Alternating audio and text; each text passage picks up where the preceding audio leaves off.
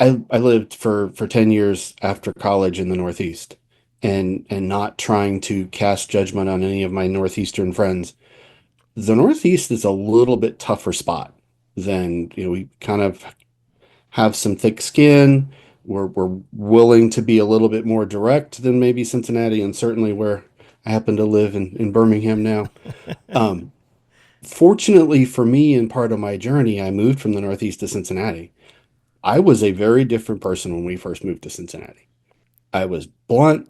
I was direct. I didn't think too much about how people were going to respond to what I said. And not to make an excuse, but that was part of what I had been trained to do in business in the Northeast. I paid as a consultant. My senior consultant, I still remember, for a couple of years in, is like, you don't get paid to sugarcoat anything you're telling people.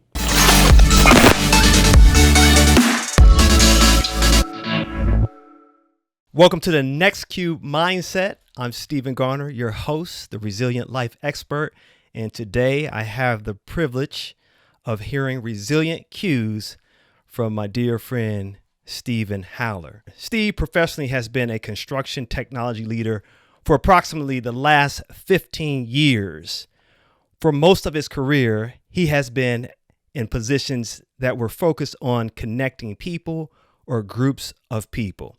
Currently, he is the director of construction technology for Hoare Holdings, supporting several related companies in the construction industry, largely focused on the south of the United States. Personally, he and his wife, Lisa, have two adult children, Isaac, 20, and Angela, 18.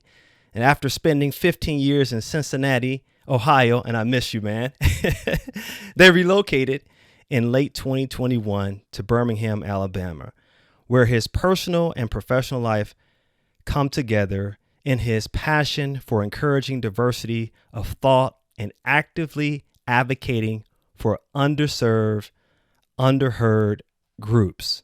And that was beautiful, but I want to say something about you because, man, you are one of the most humanitarian people I know, one of the most giving people I have ever had the privilege of serving with here in Cincinnati at the Great Clifton Church.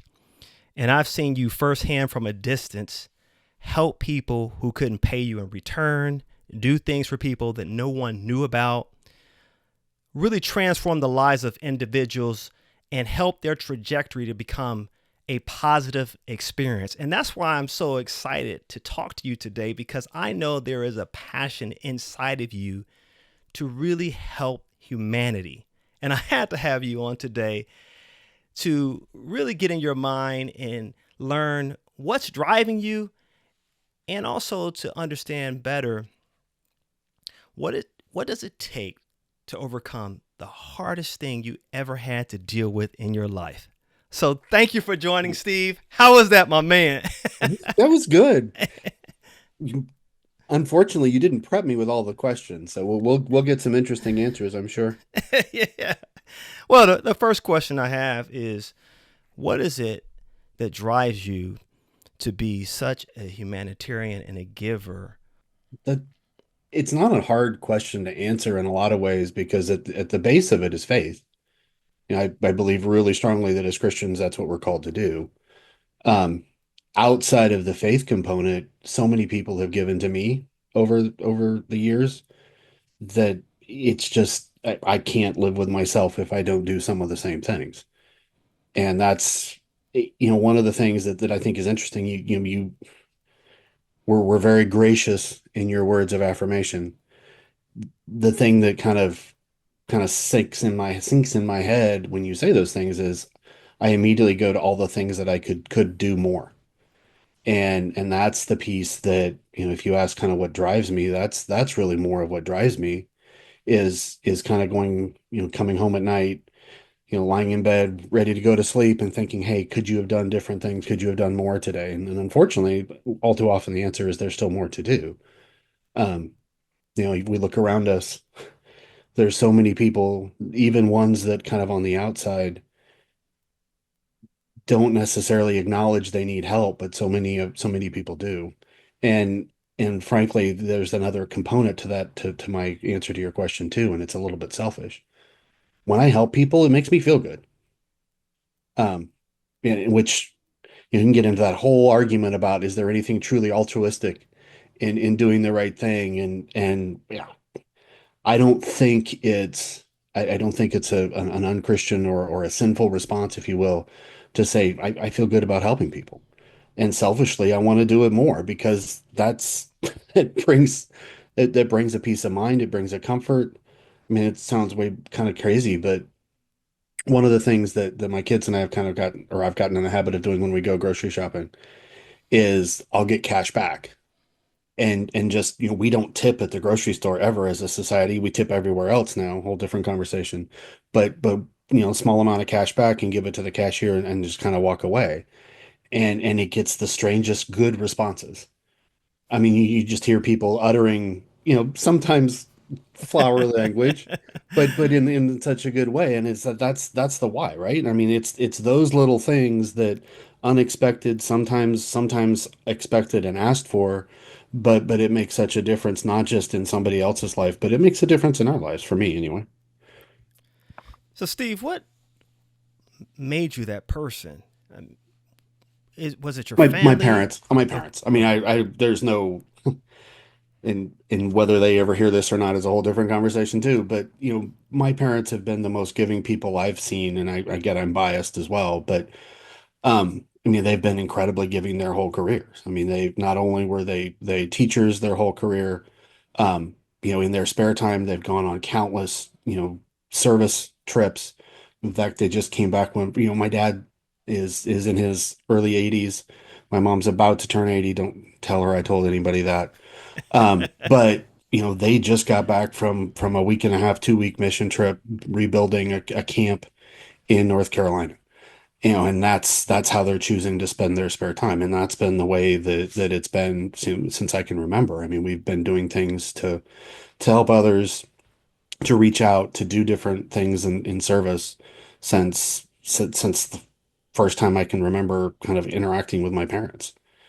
And not everything that they do and taught me have I kind of fully stayed true to, but that's something that I think was really really important. And then to kind of carry that, that's something we felt really really was important in our children's lives. Trying to really show Isaac and Angela what it would take. And we found, we were fortunate enough in Cincinnati to find an opportunity with Interfaith Hospitality Network to kind of plug them in a way that was repeat, that gave them things that they could do from a really young age and help others. And when they started seeing people that they knew that were being serviced by that organization, it really reinforced it too, right? So you hit home. I know somebody that needs help. Okay, I can make the connection. I thought I was doing this because mom and dad told me to, and they never said no. So, I'm going to make sure that they get their credit. But, once they saw that it connected from something we did as a part of a larger program to, people that they knew and could connect with outside of the program, it started really mattering in their life. And you can see it, even though, we all have difference of opinion around other things with the next generation. I can see clearly in my kids that they care enough about others that they're constantly looking ways to help people too. So that to me, that probably matters more than anything to kind of see that carry on. What was the biggest challenge you had to face in helping people? Um, that's a harder question than any of the rest of them. I don't know that it was ever a challenge, and that sound I'm not trying to sound what any other way than in my head, there's headspace stuff, right? There's stuff, okay, am I stepping out, over a boundary? Am I doing things that are going to be perceived as negative? I mean, full transparency, my daughter kind of chided me, I don't know, like 6, 8 months ago, about kind of the whole cashback, leave money. You sure that that's not going to embarrass them? Okay, fair question. But, some of those things, some of those questions kind of, self-talk and, is that the right thing to do? But that hasn't been, I mean, that hasn't been a big deal. It's just been kind of you work through those things. And I think uh, personal perspective is I think those questions are healthy. those questions of, am I looking at this the right way? Am I thinking about somebody else's perspective when I'm helping? Um, there are times you kind of choose not to help, not because it's not needed, but because you kind of get the sense that somebody's not in the right headspace to accept it, or you're overstepping, or there's kind of a pushback piece. And then, to me, I kind of step back and say, is there a different approach? Can I do something that isn't quite so off-putting to them? I mean, whatever those, I think that's a healthy piece. But to your question, that's really the only thing that's been challenging. I would think the other piece, maybe some of the other things are, do I have enough time? Can I make time? Can I do, what other places can I get plugged in? And I don't mean to sound like I'm spending 24 hours a day in service, because there's always more that I could. But I mean, those are just minor logistical things. Was it easy for you to start giving in the same manner that your parents taught you? Um, I haven't always given in the same way they have. I mean, I've not gone on nearly as many outreach, foreign mission trips that they have, and different things like that. I've chosen to do different things. Was it easy to kind of prioritize that time? Yeah, because from a very early age, they kind of showed me the feedback or the payback you get from that. And so to be really transparent, in my, early 20s, I didn't do as much of that. And I clearly felt something was missing. Without doing those things, it's like, okay, what am I doing? Well, I'm hanging out on my own time, doing my own thing, and I haven't done anything to help others or whatnot. And ironically, it was probably my parents that gave me another opportunity to plug back into that kind of more in my mid to late 20s.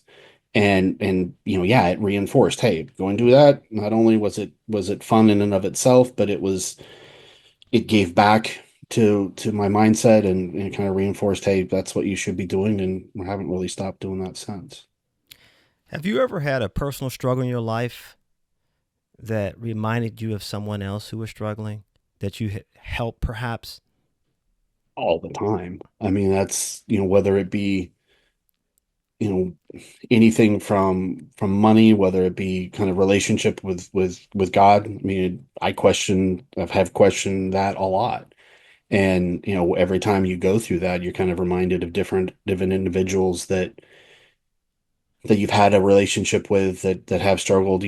Unfortunately, sometimes that's the only time I'm reminded to reach out to friends, somebody that we've connected with through a struggle, and say, hey, my mind goes to that.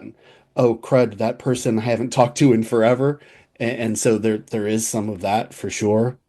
Um, I, if we think that we are so high and mighty that I'm here and I get to bless everybody else with my presence as part of a helping, that's not the right mindset. And so, to me, the help piece is an acknowledgement that, hey, I've been in some of these same places. Hey, I've got other issues going on. One of the things that I found that really makes the interactions easier in some health piece is to be vulnerable, is to share. I can't pretend to know what it's like for somebody to be homeless fully, but I can certainly relate to the different things that they've gone through to get them there, and have gone through some of those.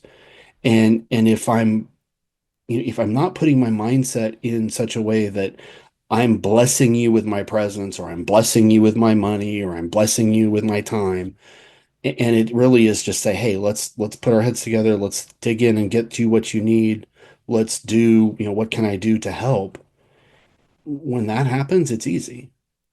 So that didn't answer your question directly, but it's where No, no, no, it's where my head's at, Bubba. no. You know what's interesting to me is you mentioned being vulnerable. What does vulnerability look like to you, man? Because I always have seen you in the past just kind of calm, relaxed, level-headed, just really directing things. And I've always admired you for how you would handle these tough situations, especially when you were helping different people. And I'm not going to name names, but I've seen you help many people. And I always wonder, like, man, how does this guy do it? So what does vulnerable look like to you in tough situation? Vulnerable is kind of who I, in my head, that's who I am. I mean, Yeah. everybody that I believe everybody that I know, everybody that's close to me, whether it be in work or home, know who I am. There's not I don't I've never perceived myself to have a different persona at work or at home or in church interactions or around other family members. Good, bad, or indifferent, it's that to me is kind of being vulnerable, is just being real. And hey, when I'm struggling with something or when I'm struggling in a situation, or we both know what somebody that's a little few years older than us that lives in Cincinnati that happens to have taken one of my roles in the Clifton Church. Um, we won't name names, but we all know who we're talking about. And one of the ways that I've always expressed vulnerability is to call him up and say, "Hey, I need help with this. I've gotten myself into helping this, and I can't do it on my own." And so now he's really happy about that. I think the first couple of times I did that years ago, I don't think he quite knew what to do with me because I hadn't quite volunteered him yet, but I'd gotten myself in a little bit over my head, and he knew that I needed the help, and he's never one to turn his back on people either. Um, but so that's a part of it too. You kind of get other people involved in something. You share that, hey, I can't do this on my own. You acknowledge that, hey, this is my shortcoming. I mean, I don't know. In different Bible study interactions, I give you an example. I'm constantly expressing, hey, here's where my weakness is. Here's what I struggle with. I mean, and that's to me is part of that vulnerability. It's just being honest. Because if we're all honest, if we all kind of are really open with each other, first of all, it's going to make life a lot easier, but we would all acknowledge that we got things that we're struggling with. We would all acknowledge that we got places that we could use the same help that we're giving other people. It just makes it an easier interaction. Maybe that's oversimplifying it, but How do you not have a judgmental mindset towards someone who you're helping? And I've seen you help people who were less privileged or blessed than we are. So but who's to say I don't? I mean, and that's to be real. Sometimes kind of back to that headspace thing. yeah. My mouth doesn't always get ahead of my brain. A lot of times it does, but in that's one of those places that I do catch myself, and there's still times that my first thought is a little bit of that judgmental. We live in a culture that judges people all over the place. We live in a culture that we've been unfortunately trained to judge as our first reaction. The only way that I keep that from coming out of my mouth sometimes is through prayer and connection to God. I mean, that's because my mind still first goes there. I mean, you get off an exit and you see the person with the sign. There are times that my mind still goes to, and I get that there's a whole lot of things going on with that, right? I mean, I get that there's a whole lot of conversation about, is that a full-time job? Is that, is it really good use of money to give there? All of that narrative. Don't judge me for the doctrinal flaw in this next comment. But when we get to the proverbial pearly gates, and Peter sits there and asks us, and I get that that's not the way it's going to work, but Peter gets that and asks us, I don't think I'm going to be kicked out because, oh, you didn't have to give to that person because he was a scam artist. And so it's those thought process still go through my head, but figuring out how not to say them and figuring out that key question, how would I want to be viewed in that situation? How would Jesus really ask, or how would he treat that individual? And it sounds kind of cliche and maybe a little bit what would Jesus do? Unfortunately, we don't ask it enough. And we don't answer it truthfully enough. Because there's some hard things that he did in tough situations that today, again, in our society, not many of us would do. I know that's a preachy answer, but it's true. Do you find it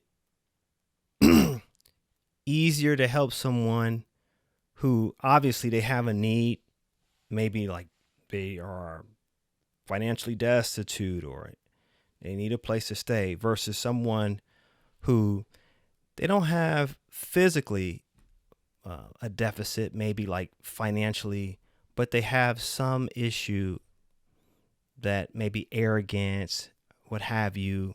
Um, they are You mean difficult. me? Oh no, no, because No, I do. you've worked at a high level. Your Yeah. professional life, you've worked at a high level.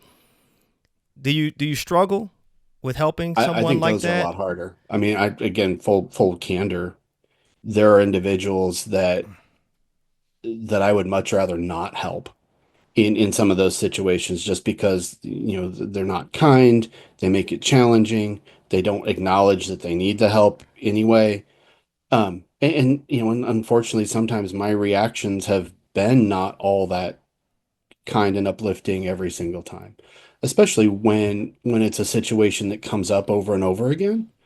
um that's tough. The physical ones for me are a lot easier. When I, the financial, the logistical, hey, you need to space, hey, I don't have enough bodies to help me move. I can't afford to. I mean, all of those logistical, physical, monetary needs are easier. There's no question about it. But we're called to do both. And there are so many times in my life where somebody has helped me in that spot. Um, I lived for 10 years after college in the Northeast, and not trying to cast judgment on any of my Northeastern friends. The Northeast is a little bit tougher spot than, we kind of have some thick skin. We're willing to be a little bit more direct than maybe Cincinnati, and certainly where I happen to live in Birmingham now. Um, Fortunately for me, in part of my journey, I moved from the Northeast to Cincinnati. I was a very different person when we first moved to Cincinnati. I was blunt. I was direct. I didn't think too much about how people were going to respond to what I said. And not to make an excuse, but that was part of what I had been trained to do in business in the Northeast. I paid as a consultant. My senior consultant, I still remember, for a couple of years in, is like, you don't get paid to sugarcoat anything you're telling people. Okay, so coming from the West Coast and being very You calm can, and yeah. mellow, In the Midwest, it's like oh everybody's yeah, saying sorry. yep. They're saying, People talking to you in the checkout yeah, line. yeah. I mean, what's all that about? I mean, but that's been part of the journey too, is this learning to kind of interact with people differently, learning to give people that extra chance, realizing, a couple people come to mind in this, and I am sure I'm on the other end of this too, that people have changed. And just because I have one interaction that is indicative of how I used to be doesn't mean I'm fully back to that old flawed person. There's an individual that I'd worked with for a long time that really was putting effort into changing, and there was demonstrative change in humility, certainly in not being quite as abrasive. And then you'd run into a certain situation, and there would be that old reaction. My mind went to, he's right back where he was, and I never should have given him the credit to begin with. And other people that had said, hey, you're easy, you forgave him, you shouldn't have forgiven him because he's just going to come back to that. All of those things start going through your head again. But you gotta really acknowledge. I mean, I love the Lord's Prayer, and not maybe because of anything more, or anything less than the idea that I'm forgiven as I forgive.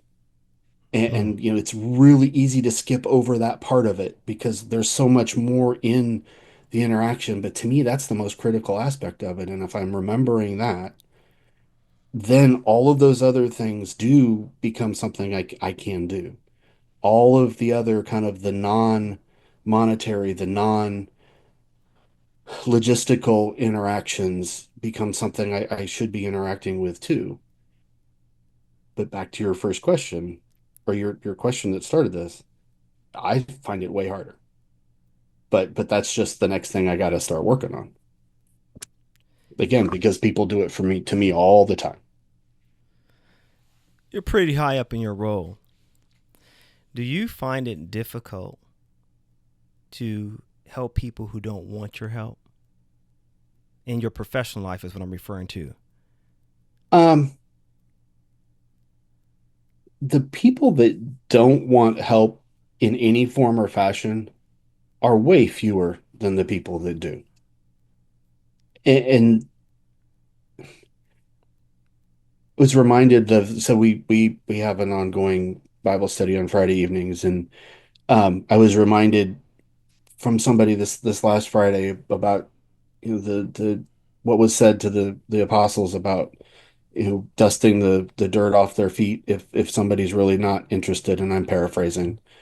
Um, you got to balance that with the fact that Christ was always knocking on our door and kind of reminding us that, hey, we got something that I want you on my side. I want you to kind of turn things around, and that combination has to be right in those interactions. I don't find it hard in those situations per se because that's a temporary answer. And eventually somebody's going to want help. They may not want it right now, but there's a whole bunch of other people that do. And so it's not like you're going to be sitting there twiddling your thumbs waiting to help people. So I find it hard sometimes to figure out how to understand if the real answer is no or if it's just a false wall. And I think there's definitely probably a whole lifetime of learning that I could still, get in that side of things. Um, and I, constantly, you know, I'm probably erring on the side of being quieter and not quite so pushy around that um, at this point in my life than maybe I was earlier. Some of that may be kind of geographic location too. Yeah. Um, but and you got to kind of figure out how do you build trust because in especially the whole you referred to title a couple of times. The whole power play of title and seniority and different things play a role in that too. There, different people trust differently and kind of have a different perspective of what that title means in the trust. Um, and so you kind of have to work through, what all that means, whether that individual or those individuals are in your hierarchy or not play a role, whether they're your peers or not. All of that kind of, and your answer was a simple yes or no question, or your question was a simple no, yes or no. And I don't know that I find it difficult. It's just complicated. Hmm. Yeah. What about you know, your transition from Cincinnati, now you're in Birmingham. I thought that was interesting when you left, man. And there's a whole different culture politically, uh, I don't know, ethnically. It's just different, right? Yeah. Uh, one of our other friends are down there and they say, hey, man, it's different down here. And so, how do you, Yeah. how do you, Mr. Lucane and I haven't spent all that much time together since we've yeah, been down here. yeah. So how have you adjusted to that? Do you guys do the Um, same thing down there? Like you have a program where you're helping people the same we way, or haven't as much, and that's part of our next step in the adjustment is to figure out where we get to plug in more. I mean, it's been more personal type connections and that. Part of that was figuring out kind of how to help the family kind of adjust. Um, both our kids did amazing in coming down. I mean, it was not easy, I'm sure for either of them. They both weren't necessarily given the choice. We talked about it as a family and we talked about why we thought it was the right move. But in your late teens at that point for both of them, that's not an easy transition. So we've intentionally spent more time in the family side of mm-hmm. of putting down roots and getting a place where we felt comfortable and working in our with our neighbors and building those relationships and in work. The next piece is to figure out kind of where to plug in more. This year we're feeling a lot better about where we are with a piece of property that we can go spend time. We can go do things like gardening, and we got 10 not too old chickens in the front room right now that are going to get moved out to the yard in the next couple of weeks. So we spent more time doing those kind of things. But the kind of next on the radar is figuring out how to plug in different spots. To your point in the culture piece, though, it is. I mean, it's different, but everywhere's been different. Dude, I've lived a lot of different places. And I've lived in Southern California, I've lived in the Pacific Northwest, lived in Colorado, lived in the Northeast, and the Northeast kind of we put in this big bucket, but you know, difference between Massachusetts and Vermont and New Hampshire, they're all real close, but there's so many differences. And then Cincinnati and here and so honestly the Southeast was the one spot in the US that I really hadn't ever lived. And so it's been interesting to kind of to to learn about it, to try not to come in with too much prejudgment because it's easy to do that. But the reality is people are people, and there's way more commonality between us in a lot of different places than there is differences. There's still the pockets of history here. And we see it in some of our interactions. We see it in some of our interactions real close to us. Um, but it's your opportunity to make a difference.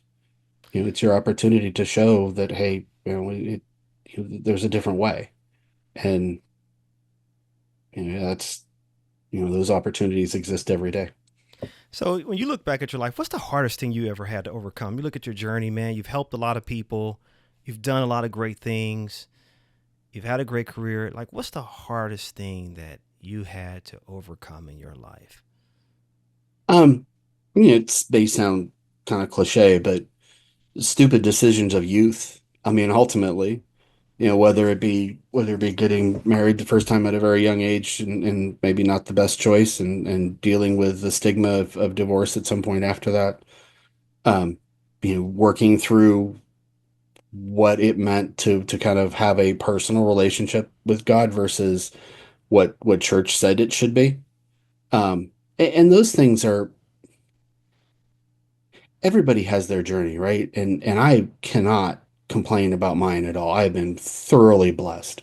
To grow up in a loving family with two parents that really cared a lot about me and still do, to the fact that they're still around, it an older age, and we've had the opportunity to have my kids have relationship with them. I mean, there is nothing in my life that I can't look at and say that was everything was a blessing. And even in the struggles, whether you can, once you kind of figure out in your head, not everything is from our own stupid decisions. And there are a lot of stupid decisions I made that I didn't feel the consequences for. But once you kind of get in your head to saying, okay, what did I learn from that? What decisions did I make to get myself there? It, I don't know that I would perceive anything as a struggle. And that sounds stupid, cliche, and whatever, but I really believe that, man. I've got I've got so many things in my life that have worked out for good benefit, or that I've learned from so many people that when I first met them, what's going on in my head is, okay, this is going to be fun, with all sarcasm. Um, to people that are lifelong friends since. I mean, all of that, so much of our situations are what we learn from it and what we make from it. And it is wicked easy for a middle-aged white guy that haven't really been perceived to go through struggles to say that. And I will fully acknowledge that.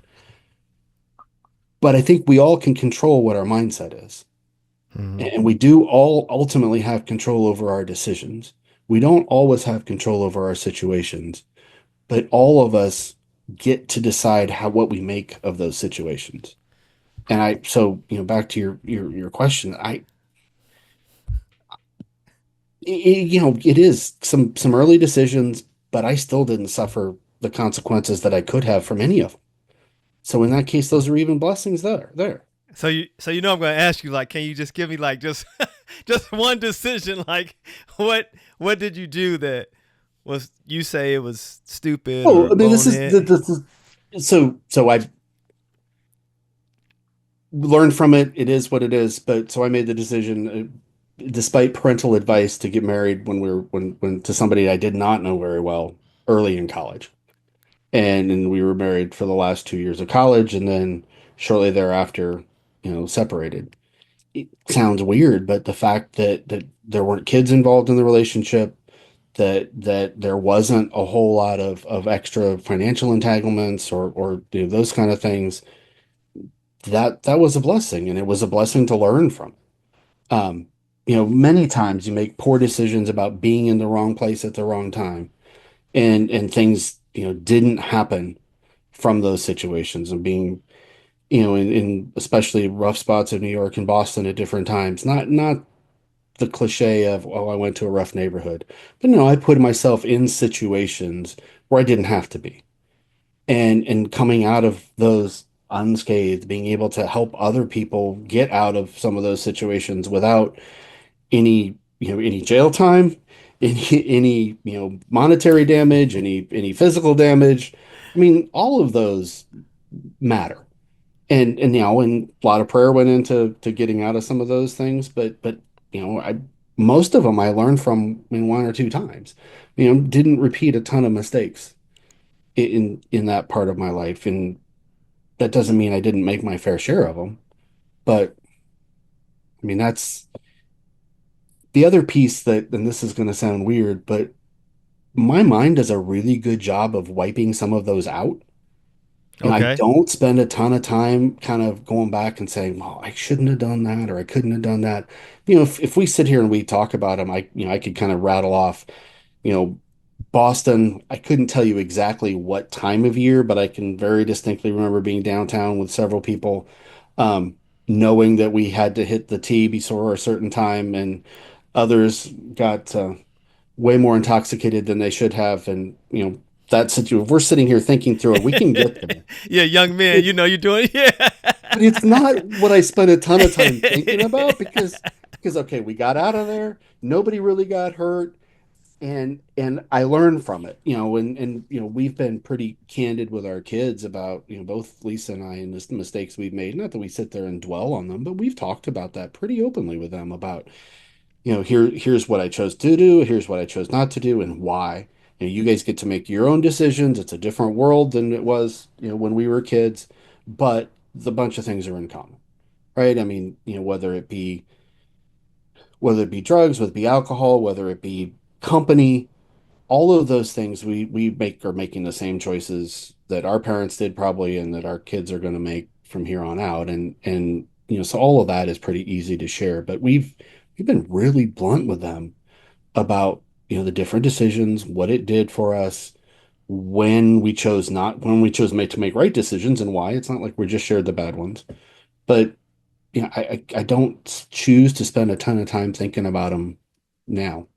I choose to spend a lot of time thinking about, okay, what am I going to do next in my decisions, and what are the other things around me that can trip me up, and where is, because again, depending upon people's belief system, but the devil has had a lot of years to figure out his trade, and he's got a whole ration of stuff to trip me up that's way different than it was then, but it trips me up just as bad, man. And so figuring out kind of how to spend more energy and effort focused on those things is probably better served for me. Do you have a quote or a statement or a mantra that you live by that helps you to remember not to do something or not to make those mistakes you made in the past? I mean, not really. It's really more about a mindset of my first reaction is to act without thinking in so many things. And it's easy to maybe blame somebody else, but I'm not trying to do that. I had a mentor early in my professional life. He unfortunately has passed away now, but Fred Rappaport was an interesting dude.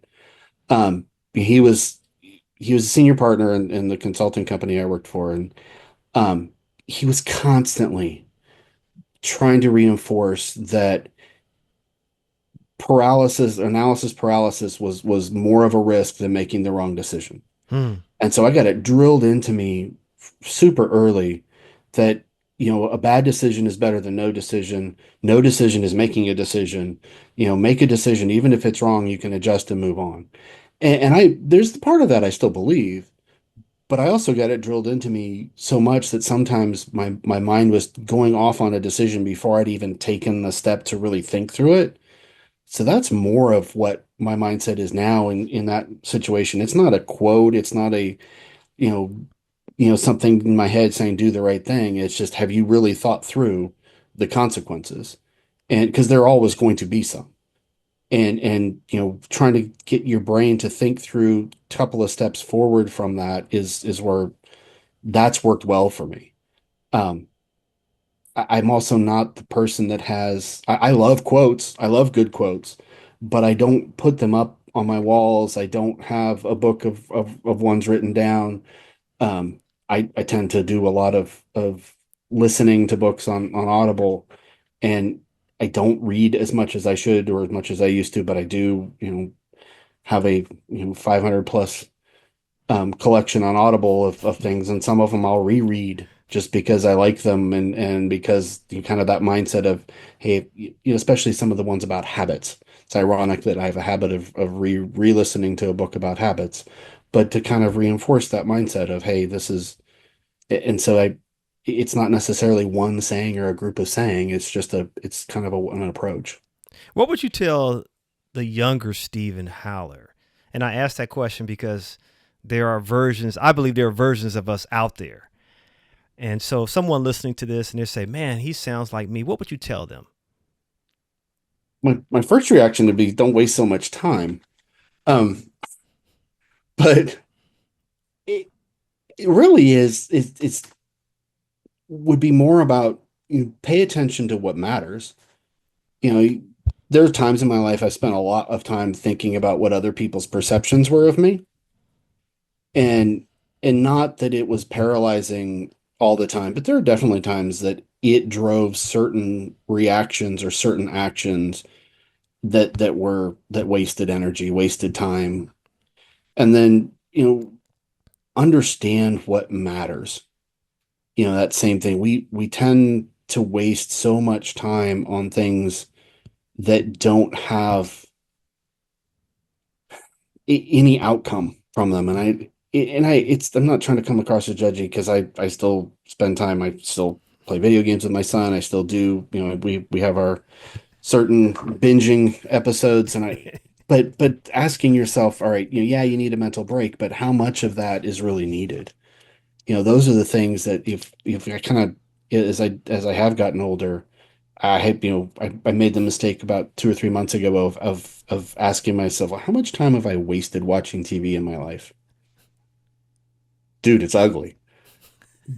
But at the same time, I mean, there's things that have come from that, not all bad, not all good, but that would be kind of, from an advice point of view.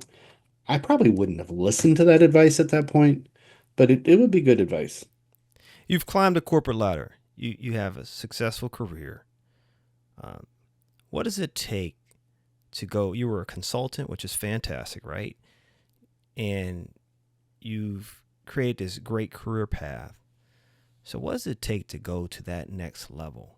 And again, this is against the backdrop if you were telling a younger version of you out there who's listening and saying, hey, what do I need to do to develop a mindset like Stephen Howler to be as successful as he is? He's a giver, he's a humanitarian, he's a family man, he's a well-rounded spiritual guy. You see where I'm going. I do, but I'm going to be, not that we haven't been candid and direct the whole time. There's there's very much times in my life I've chosen not to do what it would take to go further up the corporate ladder. You've got to decide in your life what's important. Mm-hmm. To me, I enjoy what I do. And I actually, like every once in a while you wake up in the morning like, really got to go to work today. But those are the minority times, right? The rest of it, I really like what I'm doing. I like building teams. I like working with a variety of teams. I like making a difference, both in the projects that we do. I love working in a construction company because you get to see the physical manifestation of what the company does. It is really cool to go, down a street in any one of the cities that we happen to work in and seeing stuff that we're both completing and has been completed and see people, enjoy that space. at the same time, it's the people side of what we get to do is really exciting. You get to interact with a huge variety of individuals, both that are perceived to be professionals and those that are more hands-on type of individuals. I've chosen to stay in those situations because that's what I really enjoy. Mm-hmm. There was a time, especially later in my consulting career, where we had the decision or to stay there and to stay kind of in the hourly rate project work mindset, and I chose not to. I chose to kind of go back into one company at a time interactions, and then in that world, reset a career when we came to Cincinnati. um, chose to do things that were more about what I enjoyed doing versus just getting the next step for a promotion.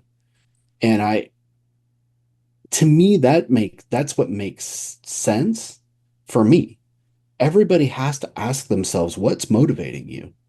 If you're motivated by, taking the next step up, you're gonna have to figure out what it takes to do that. Everybody's situation's a little bit different there. Find a company that is allows you to be who you're going to be, though. I was fortunate enough, and credit to Messer Construction in Cincinnati, they strongly incentivized giving. And then the company I work at here in Birmingham, I have no challenge ever getting time off work to go and give back. Whether it be Habitat Humanity actions, whether it be, any one of the other charities that the company happens to be connected to, or various parts of my team are, and it was the same in Cincinnati. So regardless of an opportunity in another organization, I was going to stay in a company that allowed that to happen because that's what mattered most. So, I mean, that's the piece that everybody kind of has to figure out on their own, but your priorities make a huge difference. What do you want your legacy to look like?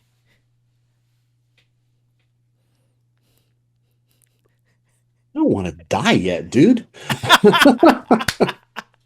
You always have to ask you the philosophical I questions because Yeah, but that's I mean, you that always is such a Steve Gardner question, yeah. I and I gotta ask you though appreciate it, because and I am, but if I can look back at life in two things, I mean, giving my kids a chance to succeed, not just here, but succeed in eternity.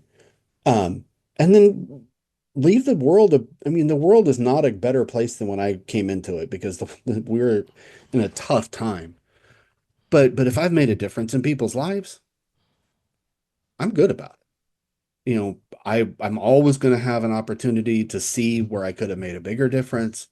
I'm sure there are different places where what I said or what I did wasn't the best that could have been said or done in that situation.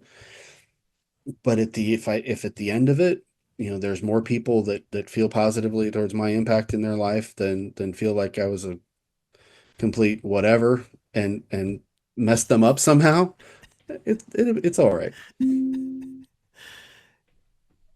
And then this the other side of it, and then this is going to sound weird and maybe cliche too. I hope that the people that I made a difference with are not monochrome.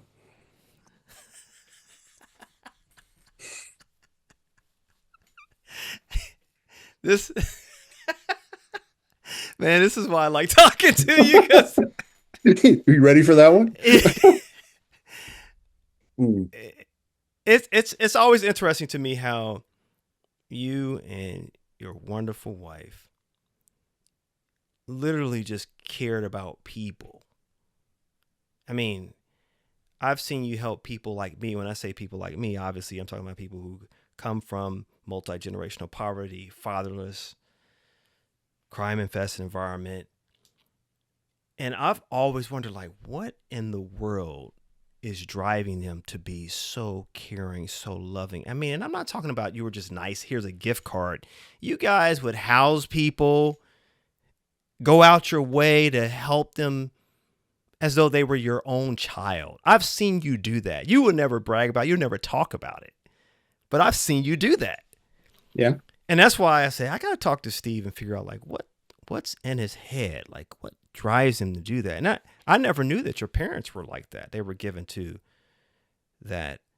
Um, I don't even know how you would describe it because there's really no way to define that kind of love. It's literally irrational. Like you just you do it. It is even if it costs you money. I've seen at Clifton Church how people were housed there, how you work with different organizations, and that's why I asked you the legacy question because I was like, man, I want to know. Like, is this this grand plan that you and I'm your not wife were smart putting enough together? for that, man. There's no my there's my attention span is about that long generally. So there's no like long term but it's so credit for to Lisa too is because her parents have always been that same way, always been giving and Oh wow, her in parents too. situations. And so when when the two of us, fortuitously, and I'm, there's no way that wasn't God ordained that we met each other because we met playing a video game. She was in Indiana and I was in New Hampshire. We should not have had any way of meeting, but God knew that we both needed each other, and that made a huge difference. And I've never had to question if I choose to do something like that she's going to get upset. Now, there are a couple of times where I may have gotten in trouble a little bit because I didn't call her on the way home, and say, "Oh, by the way, we got guests coming." I learned that one. Um, but that we were always of a single mind with that, and we always have been. It's just the right thing to do, Mm-hmm. and it's not some big plan, and it's not. I It's kind of weird talking about it, to be honest, because to your point, I don't try to make a big thing of it. That's not the reason for it.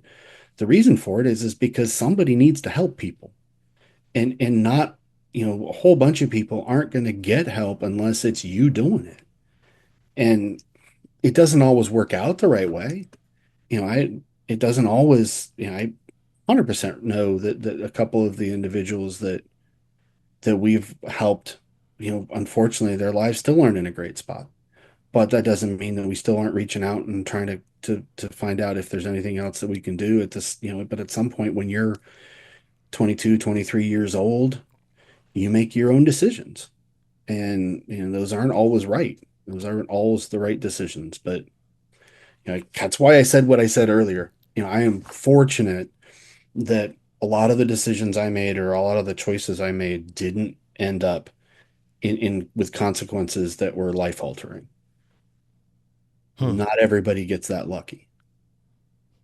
Hmm. And so, when we're presented an opportunity to help somebody that can offset some of those tough situations, I believe wholeheartedly that we have to take those opportunities. There's no guarantee you're going to get another one. Man, I'm so grateful for you. You and your wife, your family, man, you guys are the real deal. I want to thank you today for joining me and just chopping it up and allowing me to get into your head and figure out It's a what's scary place. It's a figure out really scary place sometimes. and learn what's driving you to be so kind and generous and helpful to people who can't pay you in return. And even hear how you have honestly had some setbacks in your life, but you recovered from that and you've built a great career, family, a community, helped all of us. I just want to thank you for the contributions you've made in my life as well and encourage you to keep doing what you're doing. And one day, I believe that your deposits in someone else's life is going to be paid forward because they're going to remember what the Haller family did for them. I truly believe that. Well, I'm sure that that's the case. All the But times when you were in Cincinnati, you would pack people. I miss this. Now I'm gonna tell you, when you guys would pack all these people in your house, and we would have a social. That was fun, man. You know, I just want to thank you for it, man. What were you getting ready to say, man? no, I mean, I appreciate the kind words. I greatly appreciate our friendship, and I seems, and I know it's God ordained, but your uplifting texts and the reach out seems to always come at a time where it is needed. And I'm not the person who generally asks for help much, and don't typically, you know, to your point, I I would rather keep my mouth shut a lot.